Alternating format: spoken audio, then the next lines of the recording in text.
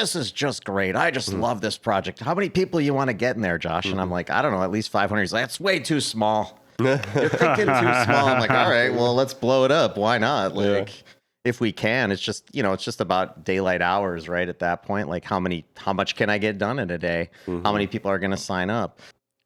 Hello and welcome back to this week's episode of the TF Cast. I am your host, Willis Stout. Hey, Grum here. It is still May 31st, 2023 here in the solarium. And I am your host, Jacob Bases. Today with us, we are so pleased to introduce Josh Madson, a photographer who's taking on a portrait project here in Mankato with a couple different locations. Josh, if you could introduce yourself as a photographer and talk about this project that you've taken on, just take it away. Hi, I'm Josh Madson, and I'm a photographer.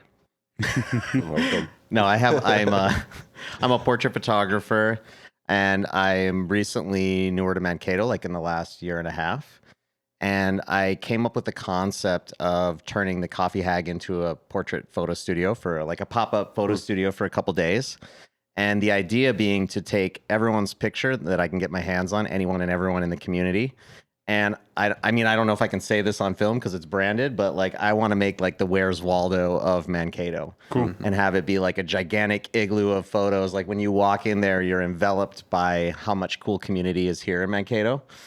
And so the first step in the process is to, collect all the faces and all the couples, families, people with their pets, whatever, however people want to be represented, and inviting all the people. So we're going to transform that on June 10th during the Riverfront Art Fair from 10 a.m. to 5 p.m.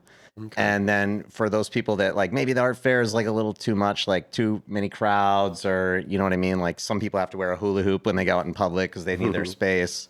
So we're going to do it again on the 11th from the same hours from 10 a.m. to 5 p.m.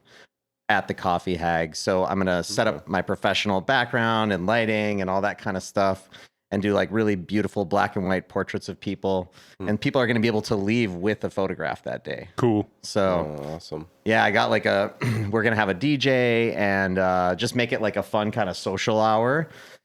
So while people are waiting in line, they're going to be able to see on these huge monitors, we're going to have photos coming in real time so they can see their friends and families getting photographed. And, they'll be having a cup of coffee, listening to some music, socializing, hopefully laughing at some of the prints coming in. And then once they leave, they're going to be able to select one of the photos and we'll email it to them right on the spot. Cool. Who's going to be DJing the event?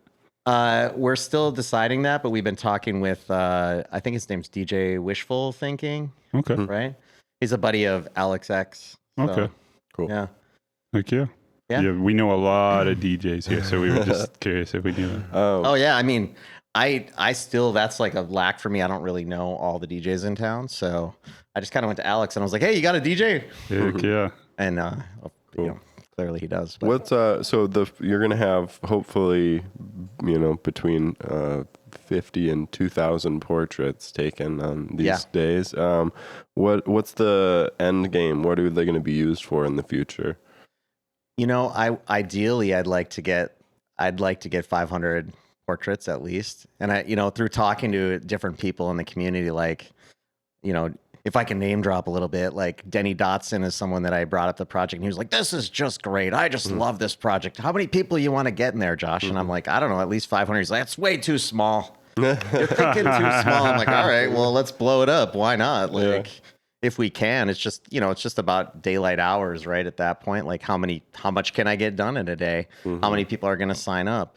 So if I can get as many as I'd like, which is at least 500, I'd like to see it blossom into maybe potentially an annual thing, or like, the prints themselves could go on to any gallery or any kind of public space where they could continue to be seen later. Like, I just want it to be a thing that would like carry on, right? Because the original exhibition should be at the Coffee Hag, and we're shooting for September, October of 23. Cool. We're still in the process of fundraising for all that printing because it's going to add up pretty quickly. Oh yeah. But that's why I want to make sure at least people that participate, they're going to have a fun experience and they're going to get a professional portrait of themselves, like at no cost. It's all free. So I wanted to provide that first just because it'll be fun. And then hopefully after we're printed, it'll be like however long Jen wants to keep it at the Coffee Hag. So it could be 3 months, could be 6 months. Really, it's up to her. But then after that, it'll just be like, who wants them? Who wants to display this?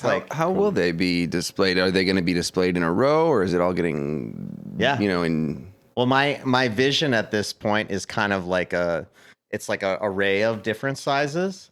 So like maybe there's someone that has just like, I keep seeing this one like kind of expression pop into my mind, and I actually have someone in mind for that, but I'm not going to disclose that information. But if we get great expressions, maybe that's a bigger one. And then so maybe we have some smaller ones, and it just being kind of like, I want it to be a little bit hodgepodge, like a natural collage, like you do on your fridge, right? But just all with like the same theme. So we have a gray, kind of like a gray classic canvas background.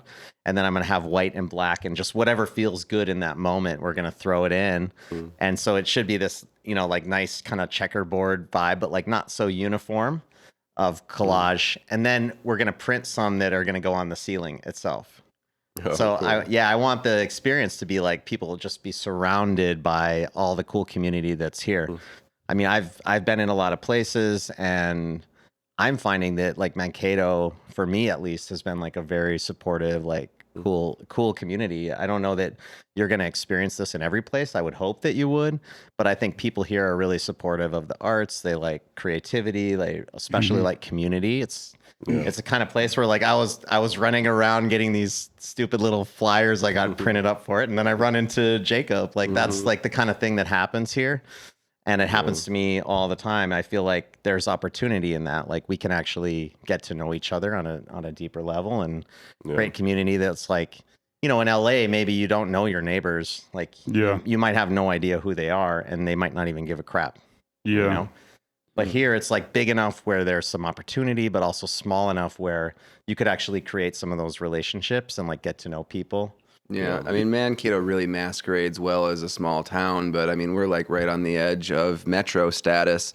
And I don't know, maybe you could speak a little bit to that, because you are coming from a much larger city. You said LA, and then like seeing what the arts community is like here. It is not difficult to interact with the arts community here. It really isn't. Yeah. But maybe you could talk a little bit about what it was like to work there versus here, or like just tell a little bit about your past experience. Yeah. Well, I think the biggest difference I do notice here is that like there's, in any community you go to, I think you're going to find overlap, and like there's like little like sub communities within those cities, right? Like you get in certain pockets, like if you're in music, you're going to meet those people, and those people that are very active in that. I think here it's just a little bit, there's a lot more crossover, and I find that people are like really genuinely excited about creative projects. Like I've been honestly overwhelmed at how well received what I'm trying to do is happening right now. So that was inspiring for me, because like honestly, like a lot of this project started out of like my mom going like, you were developing a career in Los Angeles for 15 years. Are you just going to throw that away? Like after the pandemic? And I moved here and I was like, I don't know anybody. I don't really know if there's a market for what I do. I have no idea what goes on here. And my mom's just like, don't stop doing your photo. Don't stop, So I finally just, all right. And came up with this project, and it's like literally lifting off. It's been really inspiring. So I think that can happen in a smaller place like this, where LA, it's very like, I had some of my really close friends were born and raised there. Like they had nothing to do with the industry. Like they were just like, I would go surfing with them. They grew up like near the airport, and they would tell me like, over time, like I learned, like they're like, it's not LA people that you guys don't like. It's you guys that come in as the transplants, because you treat it like a stepping stone. Yeah. And so we never know how long you're going to be there. So then like we might ghost you because we don't know who you are. And so I was like, okay, that makes sense, because you're coming in and treating it like, well, what am I going to get out of here? And then you guys leave. So they're like, well, why would I invest in a friendship with you if I have no idea you're going to be here tomorrow? Yeah. Right. So. Yeah, I think one of the best things about this town is like, and it probably comes slightly from necessity, but just like a collaboration and community more than like coexistence and competition. It's you're never worried someone's going to steal your idea. You're never worried that you're going to get like strong armed out of anything just because of cliques or seniority or whatever it is. And so, Yep. yeah, I think that's something that's really important for people to realize about this town is like every artist I know in this community not only doesn't only do one thing, but is constantly at shows, constantly at galleries, constantly at everything that happens in the town. I think that's really cool. I do too. I think that's awesome. I Heck think yeah. there's a lot of opportunity in that space. Yeah. Can we hear a little bit about what your life in LA was like professionally as a photographer?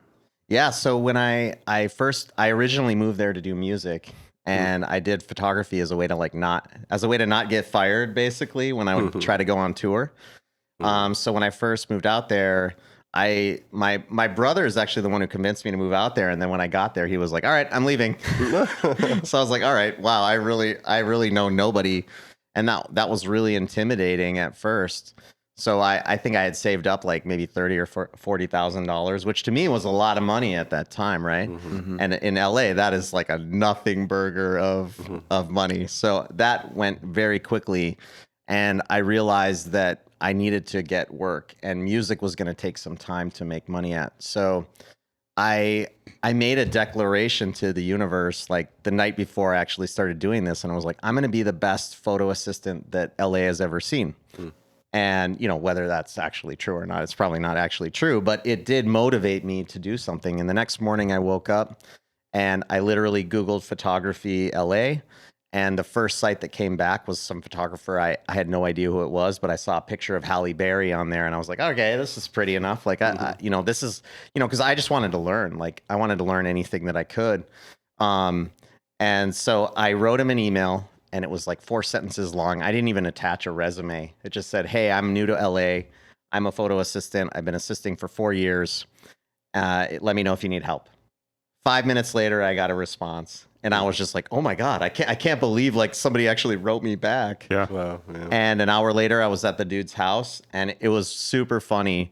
He was like this like very kept man, like really like fashionable. He wore a little scarf, and he had a little dog, and he came out, and he was just like, "All right, come on in. We'll see your work, and we'll know if anything is good." And he had this little dog, and he put it out back by the pool.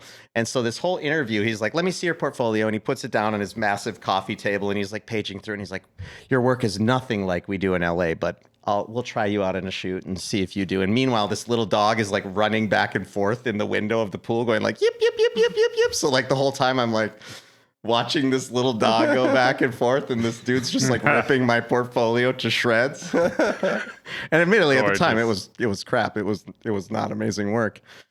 But a couple days later, I was on my first photo shoot in LA, which was a Sandra Bullock cover shoot for InStyle magazine. And it was really funny. Like looking back, like it was pretty humorous because he thought my accent was really funny, and he's like, "Josh is our new assistant. He's here from Fargo. Say Fargo, Josh." And he just kept doing that. And finally, it got to this point where Sandra Bullock was like, "Hey, shut up, Robert. I love Josh. Like, leave Josh alone." And I was like, "Yeah, that's my girl,"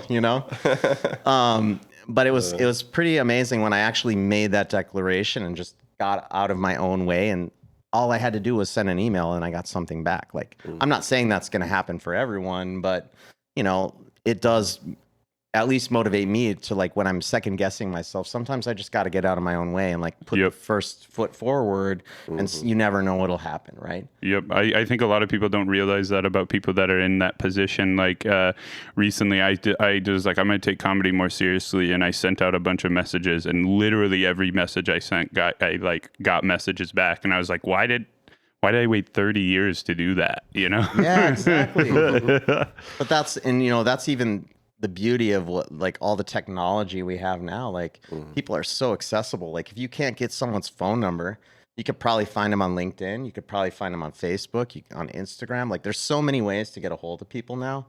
And the worst thing they could do is not write you back. Yeah. Right? Like that's the worst that can happen. But like what shows up in my mind is the like, I'm not good enough. I'm not worth it. Like, I don't know why they'd ever choose me. I didn't even attach a resume, dude. Like, yeah. I was just like, I was totally winging it, know? So on that shoot, the next shoot, so the shoot was a couple days, and then we were in studio the next day. LA, it's like not many people can own a studio because the real estate's just so expensive. So everybody rents these studios.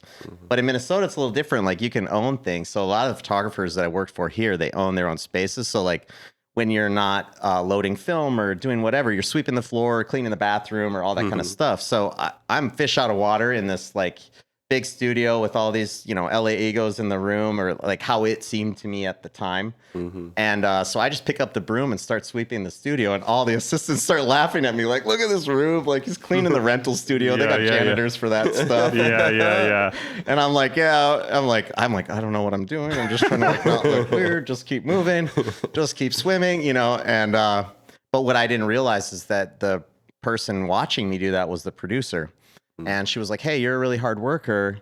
If you ever want to work with other photographers, I've never seen you in this town before. Like, let me know if here's my email.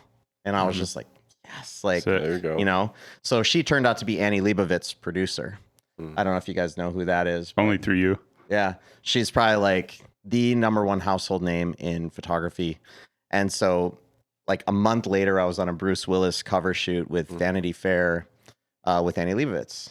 And that was, I remember calling my mom on the way there going like, oh my God, I made it. And really that meant like I'm carrying water bottles around in the desert, picking up trash bags and stuff. But it got me an in where I literally like all those crews, like they're all contracted. They're all freelancers. So they were all out of New York and they introduced me. They're like, dude, you're a really hard worker. Like if you want to like get in with our guys, like, have you worked with this person, that person? So I worked with almost every famous New York, London, Parisian photographer that like did fashion and like celebrity portraiture at that time. And because of that, I was able to learn all their lighting. I could do a Gilles Ben-Simon photographer. He was the founder of Elle magazine. And like I could make you that photo. Like I could recreate an Annie lighting setup. I could recreate an Avedon lighting setup. Like all that type of stuff, like is just something I got by being a fly on the wall in those environments. How much of it comes from that too? How much of it comes from the lighting? I mean, honestly, I think it's like, it's a big majority of it. Like if you have great lighting, you can make something at least interesting to work with. Right. And then you just got to not crop out all the eye. Got to leave a little headroom. Yeah. Because we've had amazing photography for, like over 100 years now. And we only started having like really, truly like amazingly easy to use cameras in the last, 15, 20 years. Yeah. So it's all about the light, I feel like. Yeah. It's about the light and the content. It's like, what did you learn like working with some of those big names on lighting? Like what did you learn? Was it more about the position of the light, or is it more about like position, how you think about the room? Yeah. The position, the texture, like whether you have a hard or soft, and a lot of like the big work that you look at, it's all done with really soft light, like super soft, like double, triple diffused, and then you accent with like a hard light or something. So a lot of what I tried to do, and that was just me more like nerding out so I don't get bored, because honestly, it's half the time you put one light in there and it looks amazing and you just go. If it's positioned right, like it'll look great. You don't need to overcomplicate it, but I always overcomplicate it, like probably just out of boredom. So my whole thing was taking a bunch of lights and accenting, but making it look like one source. I think the more it looks like, you'll see like super stylized work from the 90s. Like they were super big into like this ring light thing, which go right over the lens. And now you see a lot of those Instagram bloggers doing that again. They have the ring lights that go over their phones.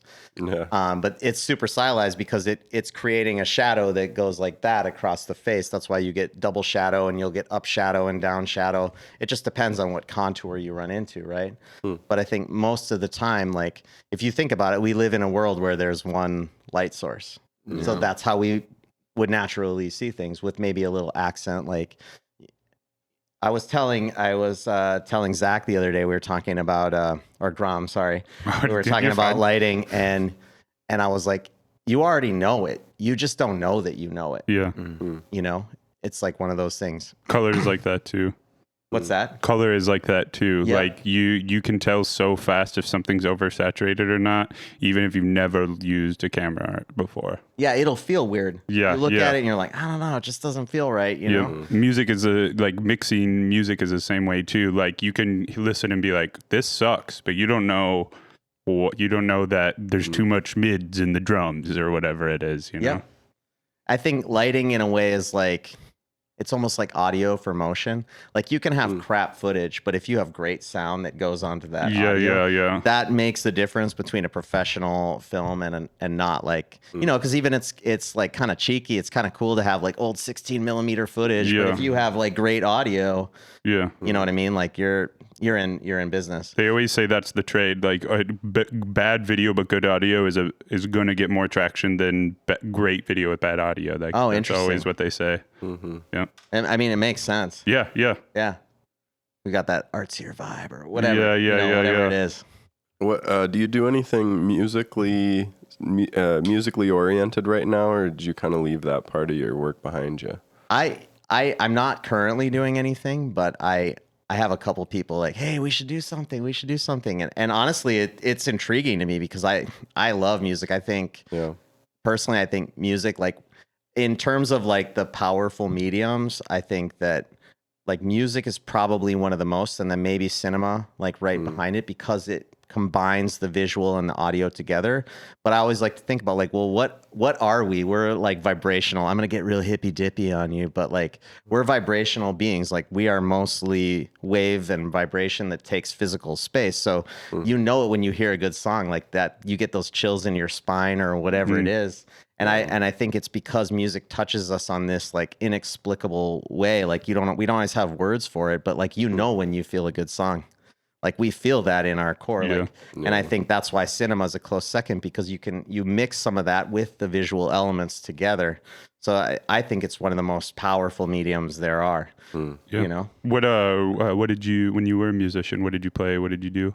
So I primarily played drums in a lot of the bands that I was in, but I started classical piano when I was 4 years old and was singing before that. Like I went over to my dad's house when I was like maybe 18 or 16, around that age. And he played a recording of this little kid, and he was like, check out this kid. He was on NPR. And like, I was like, wow, this kid's amazing. Like perfect vibrato and pitch and all that stuff. And he was like, yeah, that was you when you were a little kid. And I'm like, I could not do that now. Like there is no way I could do that.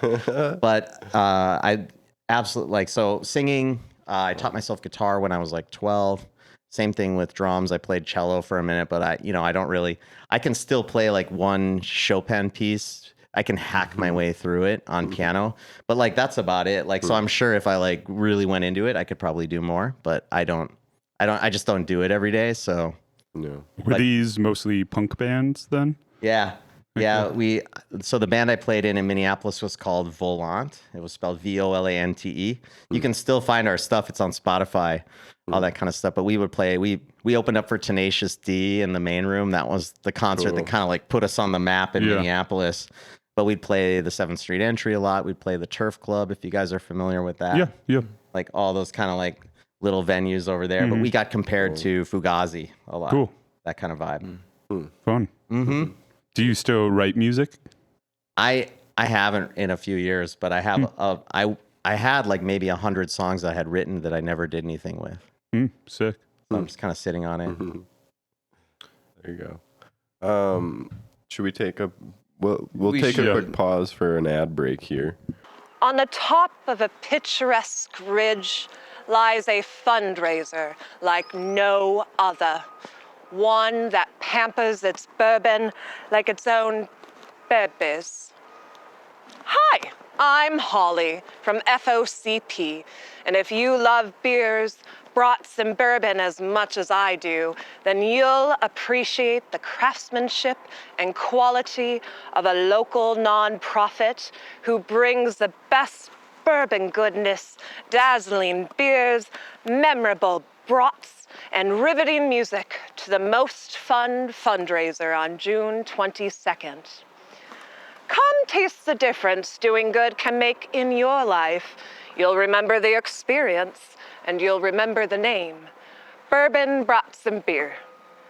Bourbon, beer, and brats. Beer, brats, and bourbon. And don't forget, not only are you attending the greatest party on this side of the Mississippi, you are also supporting FOCP's work of feeding over 1,000 area youth. Now that's something to cheers about. Get your tickets today at feedingandfueling.org.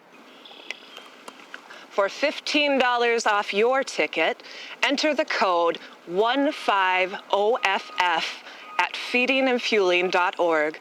Hope to see you there. All right. Thanks for sticking with us through that. And we are back once again with Josh Madson. And speaking of coming back, Josh, maybe you could talk a little bit about why you came back to Mankato in the first place. It sounds like you're having a very interesting time in LA. So just, tee it off that way. Yeah, to be honest, I have no idea why I'm here. No, I'm kidding.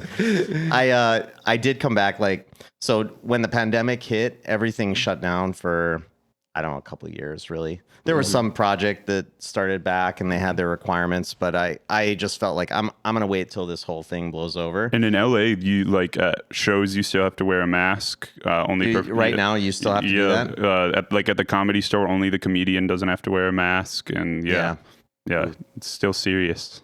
Yeah, see, I don't know. That's just not for me. I'd much rather be here in a little more relaxed environment, and that just feels freer to me, and what I want to be supporting and part of. I was personally lucky because I had just put all of my stuff in storage. I had a long-term client of mine, a friend, a guy named Jason Bell, who's one of my mentors, and he was a really cool. I just met with Dan Dinsmore. We were geeking out on photography because he's got a great body of work, and we were talking about because I was he really created a vacuum here when he stopped shooting, because there's he was producing that caliber of work and did it for a lot of people, which is great for me in a way if I want to pursue that, right? But what was I talking about? Why you came back? Yeah, yes. So my mentor / friend, I ended up producing a lot of shoots for him, and a guy named Jason Bell. But he was like, hey, dude, I'm always coming to LA. Why don't I just give you the down payment for a house and we can just buy a house together? So that way, when I come in, I always want to stay with you anyways. Then I could so I had all of my stuff in storage and was looking for places to live, because I certainly didn't have down payment to buy a house in LA. That was a considerable amount of money, right? So it just it freed me up when everything happened. I just kind of pieced out. So I still have a storage unit of all of my stuff in LA. But one of the things I realized is in my mind when I went out there, I was I'm going to go out, I'm going to make a name for myself, I'm going to come back, I'm going to be closer with family. And that turned into 15 years of just grind. And I realized if you don't make time for it, you're never going to you're just never going to do it for the most part. Or at least in my case, right? And so that vacuum was family for me. I was very far away from my family for a long time. I only came home a handful of times, and a lot of that was just out of hey, I worked 20 days in a row, and now it's Christmas and I hate the winter, and now that's the time when you go back. Yeah. And it's a super expensive flight, so I just don't want to do it, which just meant I just didn't come home very much.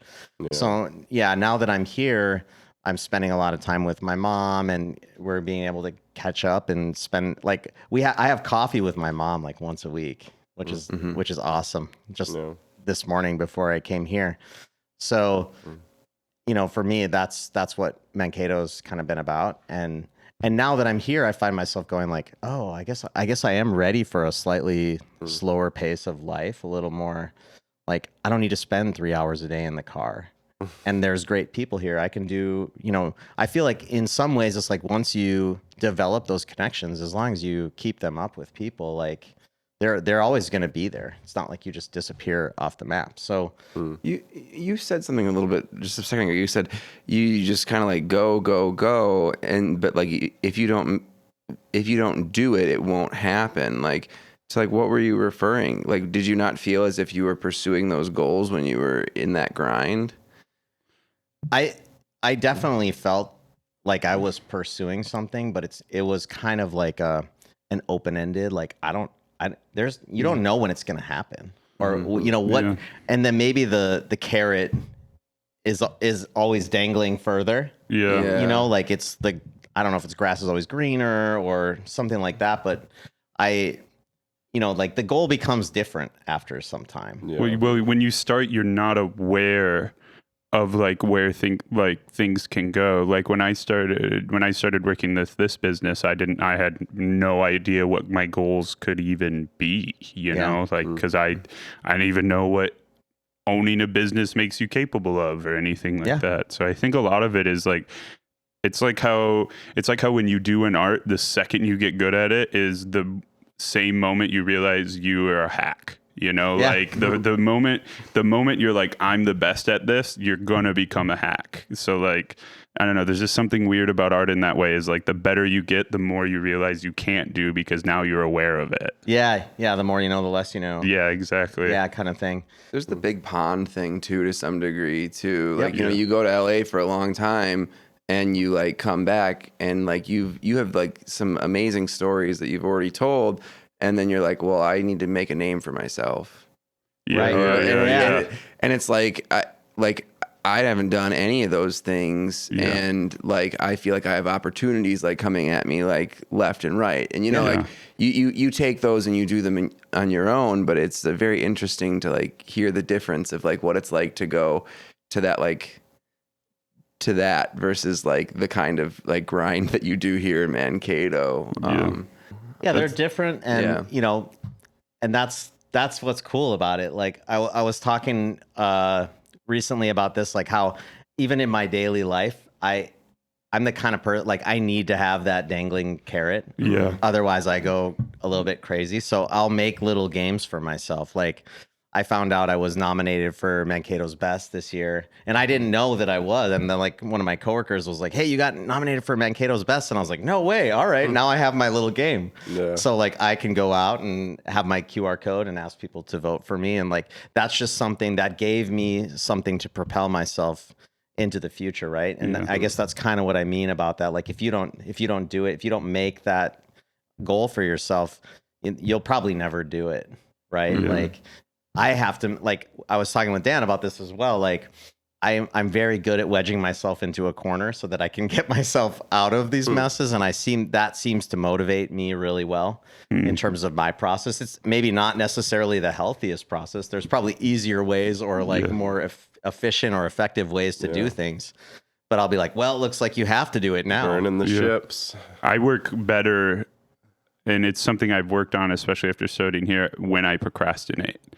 Like my product will literally be worse if I start it too early. It feels like, I don't know, and it's something to get over. It's not something I'm justifying or something like that. But I've always worked better when I have to write a paper in 4 hours versus a week. Like, because I'll just labor over stuff then. Yeah, that's been a hard thing for me too, because I tend to be a little bit of a perfectionist. So like the art of just letting go. Like I designed these flyers for this photo show coming up, and you know, I was just like, I had only like my hard drives are with a friend of mine in LA, so I don't actually have my archives here. So all I have access to is this one hard drive I have here, and then what's ever on my Dropbox. I was just like going through my Dropbox, like, okay, what's gonna make for an interesting flyer?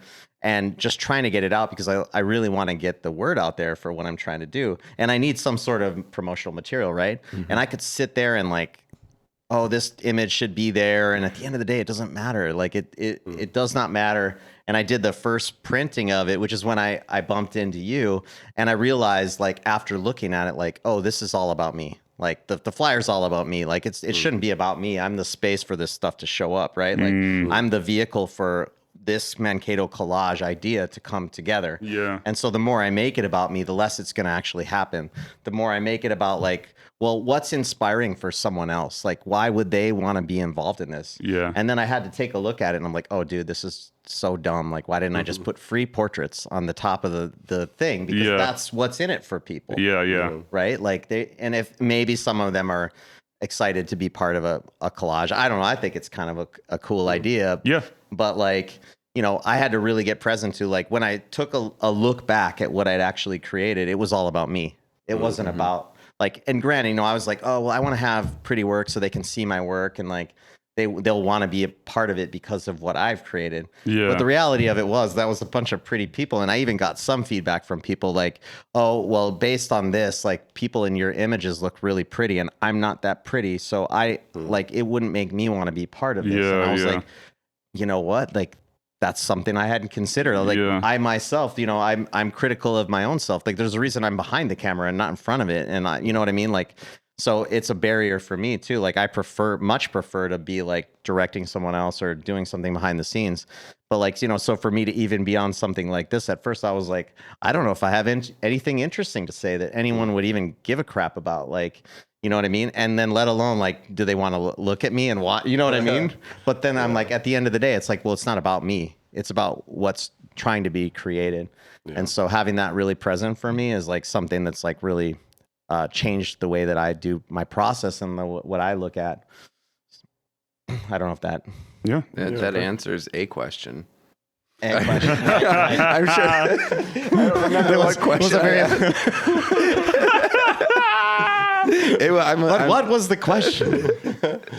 No, I think that's really important. Something that we've realized as like we've moved into this next level of me becoming an owner and like all this new stuff is like we were just like erring on like just as many eyes seeing something as possible, and now we say that again. As many eyes getting on whatever we're putting out as possible, and we really quickly realized, not that quickly, and a lot of it came from Willis doing some marketing classes and stuff. But we realized that we were like not consistently thinking about our message and stuff like that. So I think we all really understand what you mean by that, because we've put out stuff and been like, man, this doesn't even get me excited for my own event, Right. Yeah. I mean, it's one thing to be in it and another thing to like take a step back and view it from the outside and then like see it for what it is. Like it's its own thing. Like you might get more people coming to your movie by just posting free popcorn than your movie, And then the byproduct is they'll get the movie. And like, oh wow, that was amazing. Yeah, came for the popcorn, stayed for the film. Yep. Yeah, it's really true. I mean, it's kind of a good analogy, actually. Yeah. It really is. Did you just come up with that? Yeah. Bam! You heard it here first. The expectations. You get free unlimited popcorn at the event. Yeah, and that's like, all you advertise. You don't even advertise that you're premiering a movie. And there's a concert. Yeah. So have you guys, I mean, this may be like talking too much about how the sausage gets made, but have you identified like what your message is? Like what? Yeah, like I mean, what really? That is a big part of what we do. And for a lot of that, what it like our message is always kind of like around like what Mankato arts, media, and culture is. But I think to a lot of what Zach was saying is like, were our events like clearly defined and for our audience and like made in a way that was understandable? Because a lot of times when we're advertising, like you think you're creating ads for the people who are already showing up, but you're not. You're creating ads for people who aren't there, who want to be having that same experience. Yeah. If the ad worked, they'd already be there. Yeah. We don't need to make ads for the 40 people who show up to every darn thing. Yeah. And I think, so like we had the problem of like, some people think the podcast is all we do. Some of our clients think video work is all we do. Some of our clients think event production is all we do. And we can do pretty much anything that involves a camera or a microphone, we can crush it. But even just recently, Willis got a gig, and we found out that running this equipment is something that not a lot of people know how to do. And to us, that was fundamental. We were like, oh, we have to learn this product to be a production company. Come to find out, this is one of our most marketable skills, and we don't even like really advertise it. And like things like that are just really eye-opening. That's cool. Yeah. And we also do just on this podcast particularly talk a lot about how the sausage gets made. Because almost most of our audience is people who are like in the creative spaces. Right. And a lot of times they're wondering, like what can they do to like advance or like who can I talk to or, what's that thing? So maybe that being said, if I can shift roles a little bit, Sure. like where do you guys see Mankato going in like the next 5-10 years, or like what would you like to see?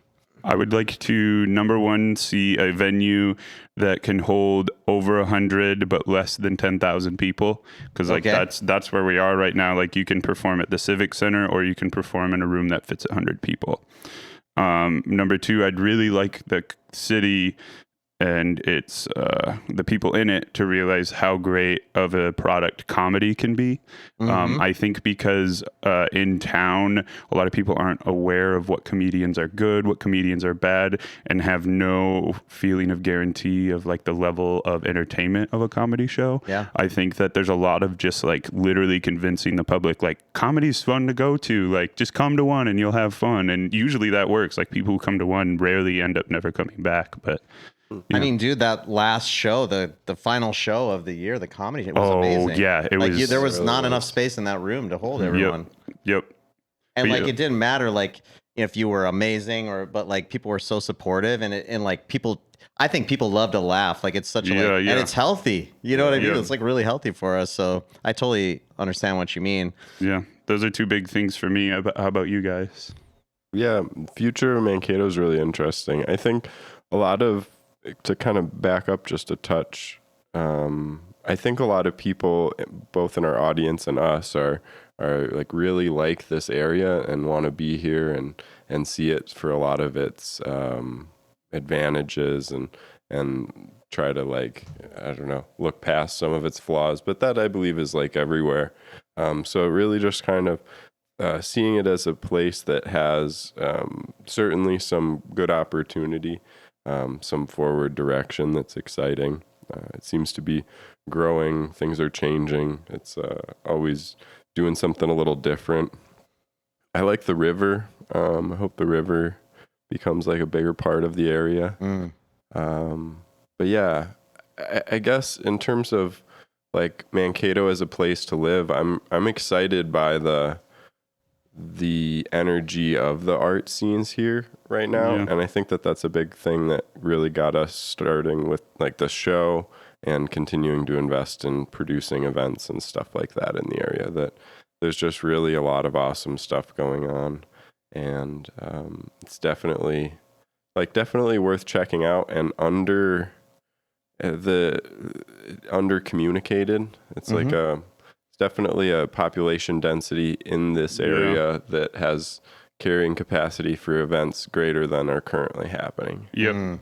Oh, one thing I forgot to say before we go to Jacob is, and this one might even be slightly controversial, and when I say this, I'm not talking about KMSU and I'm not talking about the individuals that work there, but I do think that MSU, Bethany, SEC, all these colleges are kind of doing a disservice to their local community by not trying to get more involved in the arts community that they have. I don't see them promoting shows. I see them booking shows, but it's like literally as like a class does it. Like a class like just goes find someone 90% of the time, and this doesn't reflect at all on these people, but 90% of the time the band they pick is one of the professors from MSU's band. So I really think that MSU would do itself a favor and become more of a community asset if it was trying harder to promote like local arts, local bands, local events, things like that. You've heard it right there. A call to action. It's a to bit MSU. controversial, I will say. And yeah, again, this doesn't go for any of the individuals at all. I have so many friends that work there that do so much. And KMSU is a powerhouse in supporting the local art community of any kind. So for those people, I don't mean it at all. Oh no, I totally get what you're saying. They have a vehicle that they could expand. Maybe they just need an outside opinion to come in, and who knows? I don't know. I can tell you in regards to my show, it's something I should mention. Like my entire reason that I'm able to actually do the photograph, like from a technical standpoint that we're doing, I'm using all Bethany students. Cool. And my main assistant is a guy named Ben Lunston, who I'm just like so grateful and lucky to have. But he's the professor of photography at Bethany. And when I told him about the project, he's like, "Oh, dude, this is just so cool!" Like, he's like, I'm sure the students they'll learn a lot by assisting you. So like, they're getting something out of it, and they can be part of this fun project. Yeah. So I think like if you can get in touch with the right people there, like the Yeah. people that want to do stuff are there. Yeah, and that's even something I forgot to say. Companies like us or like band, like if any student studying music at MSU hit up like Easy Jazz Trio would be a great example. I bet you any jazz student at MSU right now could sit in with Easy Jazz and they would be stoked to have them. Does MSU know that? Or like if someone studying audio production there just started hitting up, like if they had a list of bands that needed audio, like it would get those people experience in the actual arts community. And because that's a big thing. I feel like artists do need to network professionally, but they also need to like know what it's like to be an artist in a community. What are the like what problems are you going to run into? What are people going to like? Because like your teacher can only tell you so much. Same with some artsy fartsy like corporate dude who just like likes your stuff. I don't know. I think it could be mutually beneficial to everyone. Absolutely. And I like, it's funny, like I met some customers at the restaurant the other day, and they just seemed really nice, and they invited me to come to a barbecue, and they all are MSU professors. Oh, okay, cool. Like a couple in computer science, and one of them is a woman named T-Lynn Chase, who she had a studio out in LA and wrote a lot of music for film and TV. Cool. And she's got a little club in Amboy that will, like, when I showed it to Pete Klug, he was like, dude, there's like world-class musicians playing at her little club in the middle of Amboy. So like we should all go check out her space sometime. Yeah. But I know there's people like that at the university that like actually care and would probably like to do something. You know what I mean? So they're like, everything's possible through community and conversation, right? Yep. And if they show support to the community, it's just going to come back tenfold too. Yeah. All right, Jacob, sorry. Oh, sure. Yeah. You know, I to kind of, for Mankato, what would actually excite me is so we are a larger community than I think, I said this before, than a lot of people see us as. And I also think that a lot of the reason that we've had such a good time here at Triple Falls, able to interface with this arts community so well, is because it is so decked out with people who are already doing so much of this work at such a high caliber, and people who have kind of carried the torch. And it's nice to be able to run with those folks. But the fact of the matter is if we want the rest of the world to see this community for what it is, the city needs to become a city that people want to move to. A lot of people see it as a suitcase town and stuff like that. So what I would like to see would be like the type of infrastructure that makes people want to move here. People who are artists or in tech or in other things.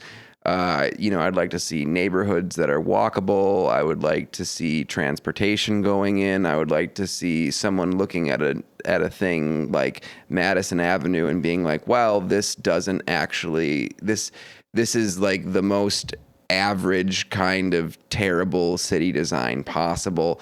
Like, how do we make this, like, what infrastructure is there here to make people want to come in? Because right now, like, to me, I see that people discover it once they're already here. And you don't have people, like, looking at Mankato, at least not in my experience, and being like, that's a really attractive place that I want to move right now because of that. And, like, it is, to make a city more, like, green and walkable and attractive, like, you're going to have to make a lot of decisions that are going to make a lot of people, like, upset. Like, if you want to pare down roads and, bring in transit, like, that's a huge overhead cost, but like it turns out to be the thing that keeps people living in your city. So that's what I would hope, because we're going to do this anyways. Like, people like us and all of the other people who are artists and creatives, we cannot be stopped. We will continue to create things and, hope that other stuff happens and advocate for it. But, like, we can't do it all because we're artists and creatives. But by just sparking the conversation, I think that's you're doing something. Yeah, well, I wouldn't say that. I would, like, I never shut up. Thank you for your contribution. No, I will it's not great. shut up.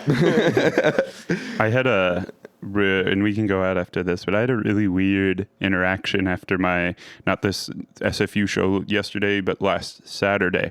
I had a young woman come up to me, probably 23, 22 years old, and she was like, "Hey, your band is sick." I noticed after moving here, I've lived here for 2 years, that there's no one in town shining a light on any of the arts or music in Mankato. And I was just like, what am I doing wrong?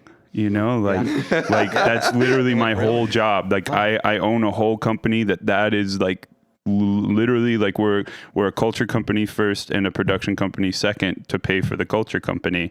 And I was just like, you are our age demographic. You are like literally everything. Like you should be watching my channel.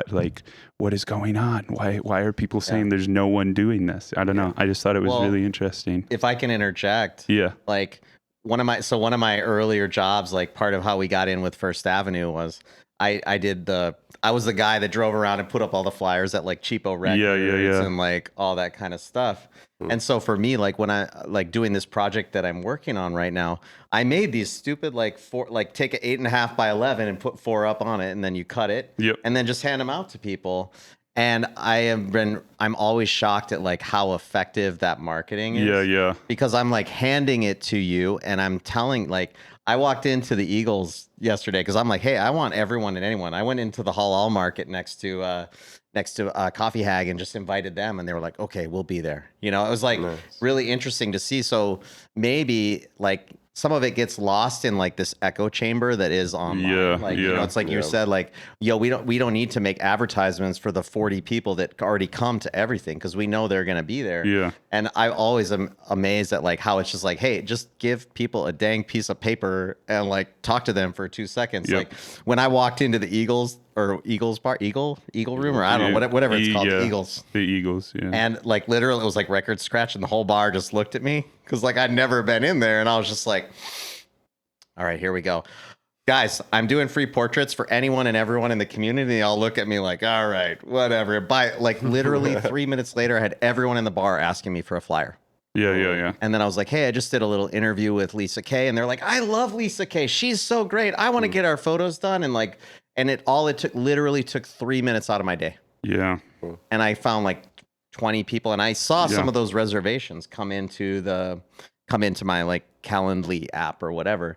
But like, it could be as stupid as that. Like, go out and hand out a flyer that says, Triple Falls on it. We do audio production, or, those events. Like, I think we rely heavily now, like, which makes total sense. Like, put it on your Facebook page or whatever. But what if people don't know outside of the space, like, who Triple Falls is? Yep. There's got to be those people. Yep. And I've attempted to do that at MSU before, and there's actually a lot of hoops to jump through if you're not affiliated or a nonprofit. Oh. Yeah. See, I just wouldn't let that get in my way. I'd just be like, shoot first and ask questions later. Yeah. Just go like hand out a bunch of flyers. Like, I didn't ask for permission at the Eagles. Yeah. And I could see the bartender kind of like looking at me out the corner of his eye. You soliciting? But then when they saw, like, I'm like, hey, it's free photography. That there's nothing else. Like, I'm not asking you for money. I'm not like, it's just an invitation. Yeah. Just your flyer likeness. bomb it and then run away. Yeah. I think that's really smart, especially with like our comedy stuff coming up. We should be doing that just because, like I said, I don't think the public knows that comedy can be good entertainment in a small town. Well, what they perceive as a small town, or even they might not even know that there's a comedy show happening. Yeah. Like because there currently is. You're the comedy scene. Like there's no comedy club. We've had that happen a couple of times where like, the people trying to make it happen are the ones in the room talking about it. And it's like, how do we connect with the wider audience of like people who like DJ music or people who want comedy? And it's just a challenge of the industry, I suppose. Well, Josh, it's been great having you. Could you let us know where everyone can find anything? Yeah, you mentioned a Calendly link as well. Yeah, and amazingly, I have it memorized at this point, but it's Calendly, CALENDLY.com/Mankato collage, which looks like college, but it's with an A, /photo portrait. So, Okay. or they can go to, well, We'll put that link in the description or something, probably. yeah, there's a QR code too. Cool. And the cool thing is, like, if people don't want to wait in line, they can literally reserve a slot on there. Yeah. It's painless. It'll take 2 minutes. And if you show up, you'll see us at the Old Town Art Fair doing the sound. We'll be there. You can say, "Hey, I don't like what you say." Yeah. And you know what? I'm pretty excited for the art fair too. Like, they had 12 vendors, I guess, last year, and this year they're gonna have 34 different exhibitors. It's gonna be cool. Like 3 times the size, right? My partner's one of them. That's awesome. Yeah. Arc's got some stuff in there. Oh yeah. Heck yeah. Heck yeah. And then what's the name of your website? It's joshmadson.com. Ooh. Which is, it looks like Madison, but there's no I. And ironic, like, I have, like, that does exist, Josh Madison. Yeah. I got an email from him once. It was like, hey, expletive, your mails are coming to me. I'm like, yeah, because I clearly spelled my name wrong. Yeah. And it was like the airline had misspelled it and sent my itinerary to him. But I was like, wow, all right, nice to meet you too. So anyways, yes, joshmadson.com. Heck yeah. Cool. Well, thanks again. Hey, thanks a lot, guys. Clear? I got a really